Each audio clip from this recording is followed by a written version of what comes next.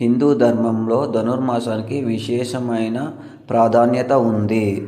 కాలగణనను హిందువులు 3 విధాలుగా లెక్కిస్తారు. అవి చాంద్రమానం, సౌరమానం, బాహ్రస్వతమానం అని. మన దేశంలో ఎక్కువగా అనుసరించేది చాంద్రమాన పద్ధతి. ఇందులో చైత్రం నుంచి పాల్గొనం వరకు మాసాలు వస్తాయి. అయితే ధనుర్మాసం మాత్రం సౌరమానానికి సంబంధించినదని ప్రముఖ వేద పండితులు సుబ్రహ్మణ్య శర్మ తెలియజేశారు. సౌరమానం ప్రకారం సూర్యుడు ఏ రాశిలో ప్రవేశిస్తే ఆ రాశి పేరుతో మాసం ప్రారంభమవుతుంది. సూర్యుడు ధనుసు రాశిలో ప్రవేశించే కాలాన్ని ధనుర్మాసంగా పిలుస్తారు. ప్రతి సంవత్సరం డిసెంబర్ 14 లేదా 15 తేదీల్లో సూర్యుడు ధనుసు రాశిలో ప్రవేశిస్తాడని వేద పండితులు పులకండ సుబ్రహ్మణ్య శర్మ తెలియజేశారు. ఆ రోజు నుంచి సుమారు 4 రోజుల పాటు ధనుర్మాసం కొనసాగుతుందని వెల్లడి చేశారు.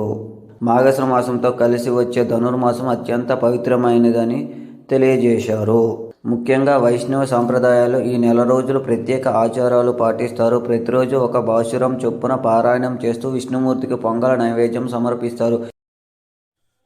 వాగర్ధావివ సంపృక్తో వాగర్ధ ప్రతిపత్తయే జగతః పితరౌ వందే పార్వతీ పరమేశ్వరౌ శ్రీ గురు సర్వకారణభూతా శక్తి. శ్రీ గురుభ్యో నమః. మనకి ధనుర్మాసం అత్యంత పవిత్రమైనటువంటి దినాలు. అయితే మనం కాలాన్ని లెక్కగట్టేటప్పుడు 3 విధాలుగా లెక్కిస్తాం. చాంద్రమానం, సౌరమానం, బాహ్రస్పత్యమానం.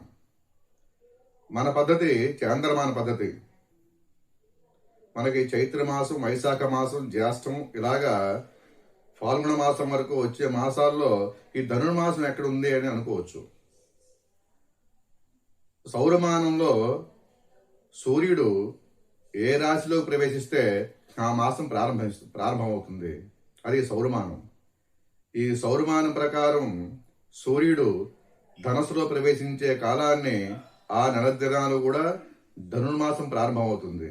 డిసెంబరు 14, 15 తేదీల్లో ప్రతి సంవత్సరం కూడా సూర్యుడు ధనుసులో ప్రవేశిస్తాడు.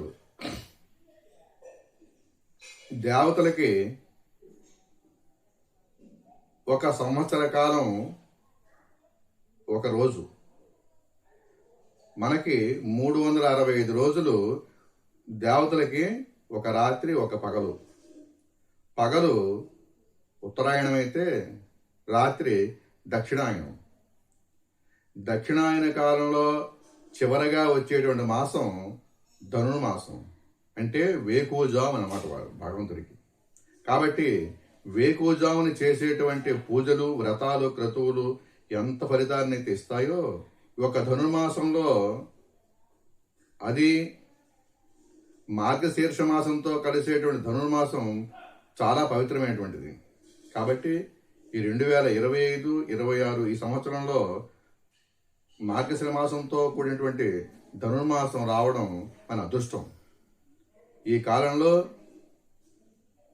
వైష్ణవులు ఎక్కువగా ఈ 4 రోజులు కూడానేమో పాసురాలు పారాయణ చేస్తారు. రోజుకు ఒక పాసురాన్ని చదువుతారు. విష్ణుమూర్తికి పొంగలుగా నైవేద్యం పెడతారు.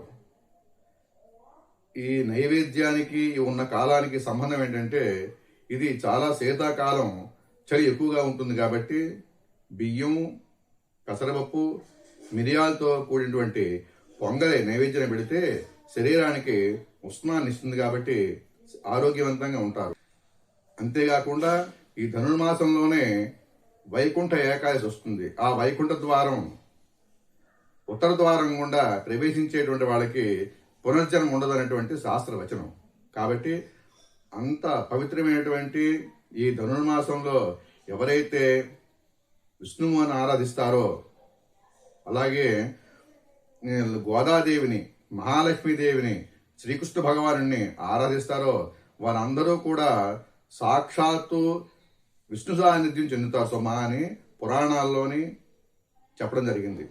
అంతేకాకుండా గోదాదేవి శ్రీ మహావిష్ణువుని శ్రీరంగనాథుణ్ణి ఆరాధించే క్రమంలో ప్రతిరోజు కూడా ఒక పాసురం పారాయణ చేసి ఆఖరి రోజు గోదాదేవి కళ్యాణం చేస్తారు.